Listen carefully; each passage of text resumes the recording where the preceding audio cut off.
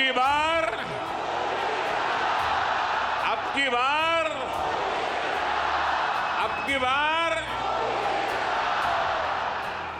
साथियों, तीसरी बार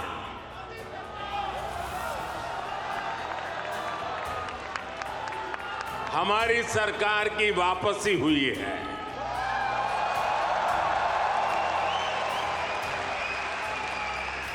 यहाँ भारत में नरेंद्र मोदी सरकार का 11वां साल चल रहा है, यानी तीसरी बार नरेंद्र मोदी सरकार। उसके बावजूद भी आखिर जो भारत के लोग जो यहाँ रहते हैं, यानी भारत जो अप्रवासी भारतीय हैं, वो क्यों आखिर वापस भारत नहीं जाना चाहते? ये दुनिया वीजा के लिए लाइन में खड़ी रहेगी। All illegal entry will immediately be halted, and we will begin the process of returning millions and millions of criminal aliens back to the places from which they came. We will reinstate my Remain in Mexico policy. And I will send troops to the southern border to repel the disastrous invasion of our country. These sections on rise as Indians in US scramble to beat Trump's citizenship order. 7,25,000 से ज्यादा भारतीय undocumented हैं, जिनके पास कोई दस्तावेज नहीं है, जो यहाँ पर ये अल्पसंख्यक हैं और वहाँ पर बहुसंख्यक हैं। तो वहाँ पर बहुसंख्यक होने का फायदा उठाना चाहते हैं और यहाँ पर अल्पसंख्यक होने की मलाई चाटना चाहते हैं। ये वही लोग हैं, इसीलिए आज ये दिन है खास कि इनकी हिपोक्रेसी को कॉल आउट किया जाए। We are against illegal immigration. We will take them back. नमस्कार, द वायर में आपका स्वागत है। मैं हूं आरफा खानम शेरवानी। आप में से बहुत सारे लोग मुझसे पूछते रहते हैं कि आरफा जी, अब तो आप अमेरिका में रहती हैं, हमें ये बताइए कि यहाँ भारत में नरेंद्र मोदी सरकार का 11वां साल चल रहा है, यानी तीसरी बार नरेंद्र मोदी सरकार।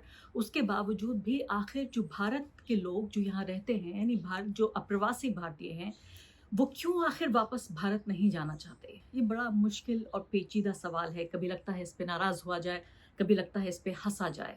मैं चाहती हूँ आज इस विश्लेषण की शुरुआत या इस सवाल के जवाब की शुरुआत इस खबर के साथ मैं आपको दिखाऊं। ये खबर जो अपनी स्क्रीन पर आप देख रहे हैं, इसमें न सिर्फ कि बहुत सारे जवाब छुपे हैं इस सवाल के, इसके अलावा बहुत सारे वो राज भी छुपे हैं जिससे तमाम तरह का, जिसे कहते हैं नरेंद्र मोदी जी, हिपोक्रेसी की भी सीमा होती है। हिपोक्रेसी उन लोगों की जो नरेंद्र मोदी को चाहते हैं कि भारत में वो प्रधानमंत्री बने रहें, हमेशा हमेशा के लिए, सदा सदा के लिए, यदा कदा के लिए बने रहें, और यहाँ पर चाहते हैं कि एक लिबरल उदारवादी विचारधारा का व्यक्ति, जो एक तरह से मैं कहूँगी पूरी दुनिया को अपना घर मानता है, इस तरह के व्यक्ति को यहाँ सत्ता सौंपी जाए, यानी डोनाल्ड ट्रंप नहीं होने चाहिए कमोबेश। तो अब ये देखिए, ये खबर अपने स्क्रीन पर देखिए आप। See sections on rise as Indians in US scramble to beat Trump's citizenship order.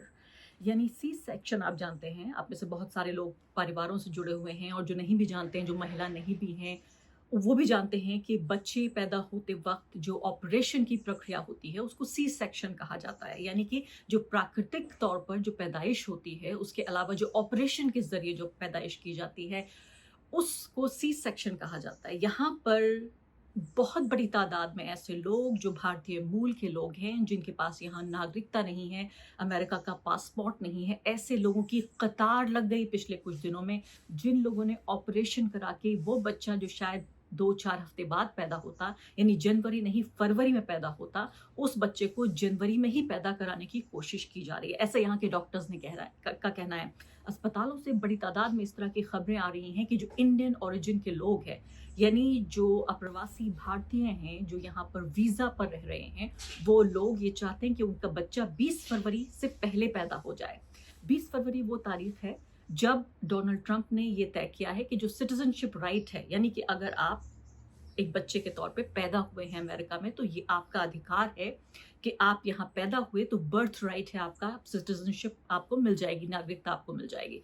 बहुत सारे लोग इसको एक तरह से टेक्निकल टर्म में बर्थ टूरिज्म भी कहा जाता है, और भारतीय इस मामले में काफ़ी बदनाम माने जाते हैं यहाँ यूनाइटेड स्टेट्स में, जब कहा जाता है कि यहाँ गर्भवती महिलाएं भारत में जब वो ट्रैवल करती हैं यहाँ पर अमेरिका में, इसलिए क्योंकि यहीं पर बच्चे को डिलीवर करेंगी, और डिलीवरी होते ही जाहिर है बच्चा कम से कम उनका एक यूएस सिटीजन बन जाएगा, यहाँ का अमेरिका का नागरिक बन जाएगा। तो यहाँ इसी जो ये खबर है इसमें बहुत बड़े सवालों के जवाब छिपे हैं कि डेस्परेशन ये है, हताशा का आलम ये है कि किसी तरीके से हमें यहाँ यूएस की नागरिकता मिल जाए। हमको ना मिले तो हमारे बच्चे को मिल जाए, उसको ना मिले तो उसके बच्चे को मिल जाए।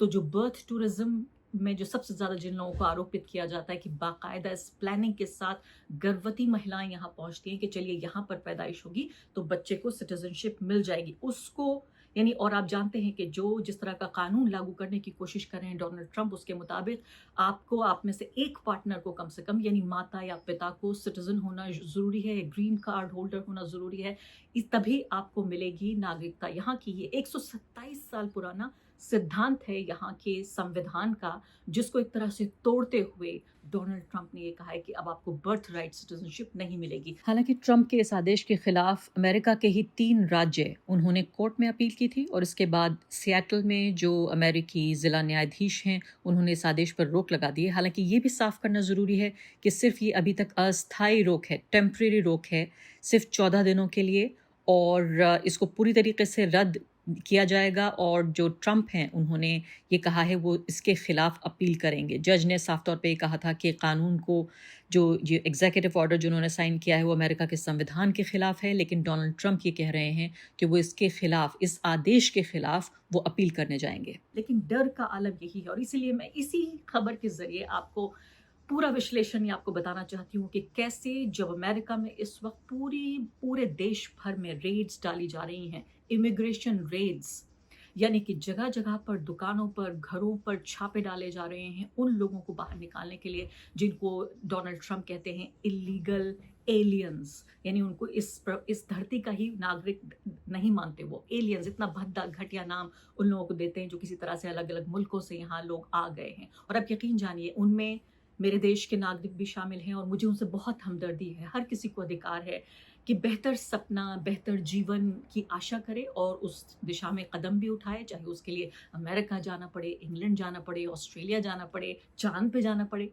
लेकिन जब उन लोगों की हिपोक्रेसी आप देखते हैं कि ये वही लोग हैं, अब जो छापे डाले जा रहे हैं, एक ही दिन में सिर्फ बृहस्पतिवार को 538 लोगों को गिरफ्तार किया गया। और इसके अलावा अभी छापे पूरे, यानी जिन जगहों को चिन्हित किया गया है अभी उन जगह पर तो छापे शुरू भी नहीं हुए हैं, अभी सिर्फ कुछ जगहों की ये खबर आ रही है जहां पर ये छापे डाले जा रहे हैं। तो इन छापों की पूरी प्रक्रिया को अगर आप देखने की कोशिश करें, इससे एक तरह से बिल्कुल आतंक का, टेरर का माहौल पैदा हो गया है। भारत ने ये कहा है कि 18,000 लोगों को, आधिकारिक रूप से ये कहा है कि 18,000 लोगों को भारत वापस लेने के लिए तैयार है। और अंग्रेजी की हेडलाइन ये कहती है कि डोनाल्ड ट्रंप का गुस्सा थोड़ा कम करने के लिए मोदी जी ने शायद ये कदम उठाया है, उनका गुस्सा थोड़ा कम करने के लिए। हालांकि अगर आप ये देखिए जो तादाद है, प्यू रिसर्च सेंटर ये कहता है कि कम से कम 7 लाख से ज़्यादा, 7,25,000 से ज़्यादा भारतीय अनडॉक्यूमेंटेड हैं जिनके पास कोई दस्तावेज नहीं है और जो भारत के लोग हैं और यूएस में रह रहे हैं। ये तीसरी सबसे बड़ी तादाद है मैक्सिको के बाद, एल सल्वाडोर के बाद तीसरी नंबर पर भारत के लोग आ रहे हैं। लेकिन अगर H1 वीज़ा का हम जिक्र करें, H1B वीज़ा का, उसमें भी कुछ ही देर बाद आऊँगी इस पर भी कि कैसे सिर्फ 2023 का अगर आंकड़ा हम देखें, यानी H1B वीज़ा जो हाई स्किल्ड इमिग्रेंट होते हैं, पढ़े लिखे शानदार वो भारतीय जो बड़े बड़े IIT, IIM और बड़ी बड़ी डिग्रियां लेकर भारत में काम नहीं करना चाहते, यूनाइटेड स्टेट्स में आना चाहते हैं। तो ये भी आप देखिए इसके पीछे भी कि यूनाइटेड स्टेट्स में आके काम करना चाहते हैं, वो भारत में काम नहीं करना चाहते, क्योंकि यहाँ पर ये दूसरा आंकड़ा मैं आपको दे रही हूँ जो शायद सारे सवालों का फिर जवाब देता है।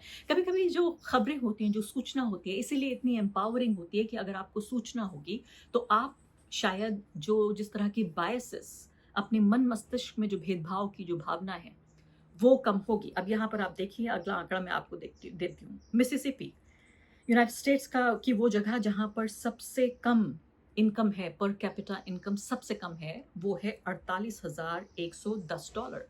सबसे कम जिस जगह की इनकम है, पर कैपिटा इनकम, वो है 48,110। और भारत में जो एवरेज पर कैपिटा इनकम है वो है 1,161।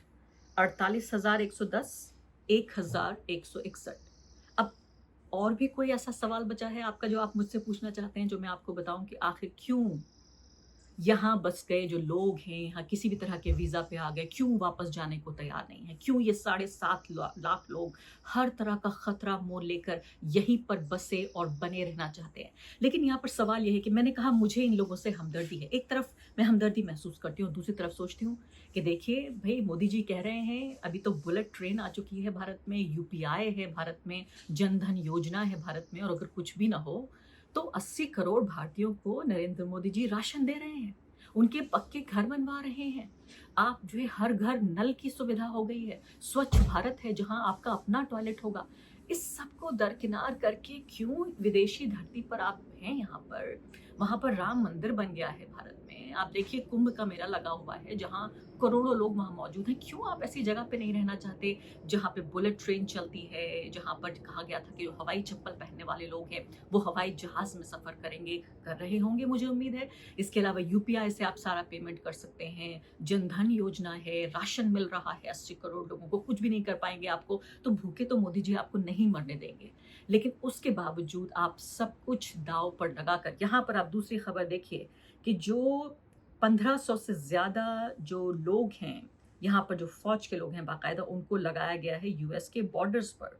1500 से ज़्यादा एडिशनल ट्रूप्स लगाई गई हैं यूएस मैक्सिको बॉर्डर पे, क्योंकि सबसे ज़्यादा यहाँ से लोग आते हैं। और ये भी एक तरीका है, कभी भारत के लोग मैक्सिको के जरिए भी इधर आते हैं, यानी पहले भारत से मैक्सिको गए और मैक्सिको से आ गए यहाँ यूनाइटेड स्टेट्स, ये भी आने की कोशिश करते हैं। तो इनमें भारतीय लोग भी शामिल हैं। तो 1500 नए ट्रूप्स को यहाँ पर लगाया गया है। और कहा यह भी जा रहा है कि जिन अरेस्ट का मैंने आपको जिक्र किया कि 500 से ज़्यादा लोगों को अरेस्ट किया गया है, कि चाहे आप स्कूल में हो, चाहे आप चर्च में हो, कोई भी जगह यहाँ पर अछूती नहीं है, अनटचेबल नहीं है। यानी जलील करके, अपमानित करके, जलीलो ख्वार होकर अपने देश आप वापस आएंगे। और भारत ने तो ये कह दिया है कि 18,000 लोगों को वापस लेने को तैयार है। आइए सुन लेते हैं विदेश मंत्रालय के प्रवक्ता ने क्या कहा। We are against illegal immigration, especially because it is linked to several forms of organized crime. For Indians, not just in the United States, but anywhere in the world, if they are Indian nationals and they are overstaying or they are in a particular country without proper documentation, we will take them back, provided documents are shared with us so that we can verify their nationality, that they are indeed Indians. If that happens to be the case, then we will take things forward. We'll facilitate the return to India. और ये कौन लोग हैं जो जलील होकर, ख्वार होकर, अपमानित होकर, सारी अपनी इज्जत दांव पे लगाकर क्यों आखिर इस देश में बसे रहना चाहते हैं? ये वो लोग हैं जो कहते हैं कि भारत में एनआरसी लागू होना चाहिए। ये वो लोग हैं जो सीए कानून पर तालियां बजाते हैं। ये वो लोग हैं जो भारत के गरीब लोग, भारत के मुसलमान, भारत के ईसाई, भारत के मजदूर, भारत के किसान, उन सब से इस तरह का एक भाव रखते हैं कि उनमें से किसी को पसंद नहीं करते। और ये कहते हैं कि भारत तो विश्व गुरु बन गया होता अगर भारत के मुसलमान यहाँ से चले गए होते, अगर ईसाई चले गए होते, अगर इन मजदूरों ने, किसानों ने भारत की अर्थव्यवस्था पर जो इनको सब्सिडी दी जाती है, अगर इनको अब सब्सिडी नहीं दी गई होती तो भारत तो बहुत पहले विश्व गुरु बन गया होता। नरेंद्र मोदी जी लगातार ये कहते रहे हैं कि हम उस महानित पद तक भारत को लेके जाएंगे। अभी आपको सुनवाऊंगी थोड़ी देर में उनका ये बयान, जिसमें वो कहते थे कि लाइन लगा के लोग यहाँ वीजा ले रहे होंगे भारत में आने का। तो ये देश जब ये बन गया है इस तरह का, उसके बावजूद, इसलिए मैंने कहा कि हिपोक्रेसी की भी सीमा होती है। ये वही लोग हैं जो नरेंद्र मोदी जब यहाँ पहुँचते हैं तो मोदी मोदी के नारे लगाते हैं। जो यहाँ पर जब नरेंद्र मोदी होते हैं भारत माता की जय के नारे लगाते हैं। जब नरेंद्र मोदी यहाँ होते हैं तो एक तरह का जो धार्मिक राष्ट्रवाद है, यानी विदेशी धरती पर रहकर, यहाँ विदेशी खाना खाकर, विदेशी नौकरी पाकर, विदेशी ऐशो आराम उनके यहाँ पर हैं। लेकिन नरेंद्र मोदी जब यहाँ पर आते हैं तो कहते हैं मोदी मोदी, भारत माता की जय, राम मंदिर का निर्माण, तमाम तरह के जो धार्मिक अल्पसंख्यक हैं उनसे नफरत, किसानों से, मजदूरों से नफरत, नॉर्थ ईस्टर्न लोगों को ये लोग विदेशी समझते हैं, कश्मीर के लोगों से ये नफरत करते हैं। ये वही लोग हैं जो यहाँ पर ये अल्पसंख्यक हैं और वहाँ पर बहुसंख्यक हैं। तो वहाँ पर बहुसंख्यक होने का फायदा उठाना चाहते हैं और यहाँ पर अल्पसंख्यक होने की मलाई चाटना चाहते हैं। ये वही लोग हैं। इसीलिए आज ये दिन है खास कि इनकी हिपोक्रेसी को कॉल आउट किया जाए। मैं बहुत खुश नहीं हो रही हूँ ऐसा कहते हुए, क्योंकि मैं समझती हूँ कि जो लोग पढ़े लिखे हैं, जो यहाँ पर आकर एक अमेरिकन ड्रीम जीना चाहते हैं, उनको पूरा अधिकार है ये सब करने का। जैसे मैंने आपसे कहा कि उनकी इसमें गलती नहीं है, अगर उनकी हिपोक्रेसी इसमें यहाँ पर ये शामिल ना हो। इमिग्रेशन को लेकर पूरा चुनाव लड़ा यहाँ डोनाल्ड ट्रंप ने, इमिग्रेशन को लेकर पूरा एक बड़ा तबका अमेरिका का ऐसा तैयार हो गया है जो ये कहता है कि वो हर तरह का जबर और जुल्म देखना चाहता है इमिग्रेंट्स के ऊपर। और इसीलिए आप ये देखिए कि यहाँ पर जो यूएस इमिग्रेशन और कस्टम एनफोर्समेंट है, आईसीई या आइस जिसको कहा जाता है, 4000 स्टाफ की भर्ती जरूरी है। जितनी बड़ी तादाद में इमिग्रेंट्स को वापस भेजने की बात कर रहे हैं जो डोनाल्ड ट्रंप हैं, और 4000 लोगों की भर्ती करने का मतलब है कि कम से कम कि ज़्यादा से ज़्यादा $1 ट्रिलियन तक भी खर्च हो सकता है। $1 ट्रिलियन खर्च हो सकता है इस पूरी प्रक्रिया में। अभी फिलहाल सिर्फ 20,000 के आसपास लोग हैं, इनकी 4000 की भर्ती और ज़्यादा होनी है। और पूरा जो वर्कफोर्स है अमेरिका का, उसमें 5% हिस्सेदारी इन लोगों की है, जिन लोगों के लिए कहा जाता है कि वो लोग जो बर्तन धोते हैं हमारे हमारे लिए खाना लगाते हैं, हमारे दरो दीवार को साफ़ करते हैं, हमारे शहरों को साफ़ रखने का काम करते हैं, हमारे लिए तमाम तरह की जो सर्विस इंडस्ट्री है उसका एक बहुत अहम हिस्सा है वो लोग। ये 5% लोग जो मुझे लगता है कि अमेरिका की इकोनॉमी को अपने कंधों पर उठाए हुए हैं।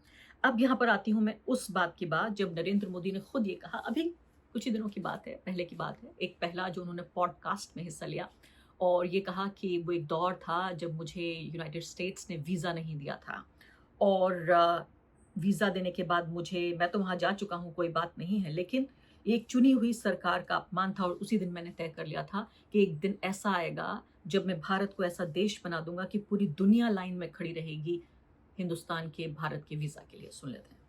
मैं मुख्यमंत्री था एक डेमोक्रेटिक इलेक्टेड गवर्नमेंट का, और अमेरिकन सरकार ने मुझे वीजा देने से मना कर दिया था। व्यक्ति के जीवन में तो मेरे लिए कोई अमेरिका जाना नहीं जाना कोई बड़ी चीज है, मैं पहले भी जा चुका था, कोई बहुत मेरे थे। लेकिन एक इलेक्टेड गवर्नमेंट और एक स्टेट का अपमान, एक देश का अपमान, मैं फील करता था और मुझे मन में कसक थी कि क्या हो रहा है, जस्ट कुछ लोगों ने झूठ चला दिया इसलिए ये निर्णय हो गए। दुनिया में ऐसे चलती है दुनिया, मेरे मन में एक भाव था। लेकिन उस दिन मैंने प्रेस कॉन्फ्रेंस की और मैंने कहा कि आज अमेरिकन गवर्नमेंट ने मेरा वीजा रद्द किया है, जो कहना था मैंने कहा। लेकिन मैंने एक बात कही, मुझे कुछ सवाल पूछा गया, मैंने कहा देखिए मैं अब ऐसा हिंदुस्तान देखता हूं कि दुनिया वीजा के लिए लाइन में खड़ी रहेगी।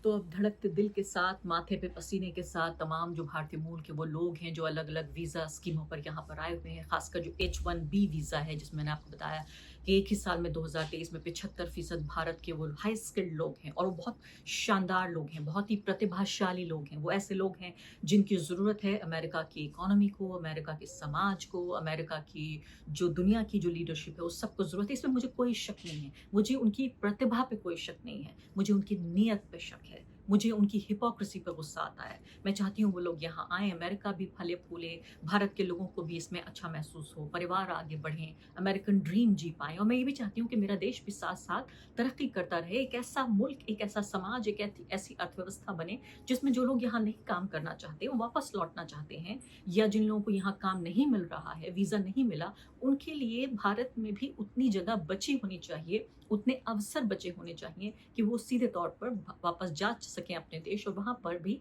एक अच्छी नौकरी, एक अच्छा परिवार, एक अच्छी जिंदगी जी सकें। द वायर के और वीडियोस देखने के लिए सब्सक्राइब करें और बेल आइकन पर क्लिक करें। स्वतंत्र पत्रकारिता की आर्थिक मदद करने के लिए डिस्क्रिप्शन में दिए गए लिंक पर जाएं और अपनी राशि चुनें।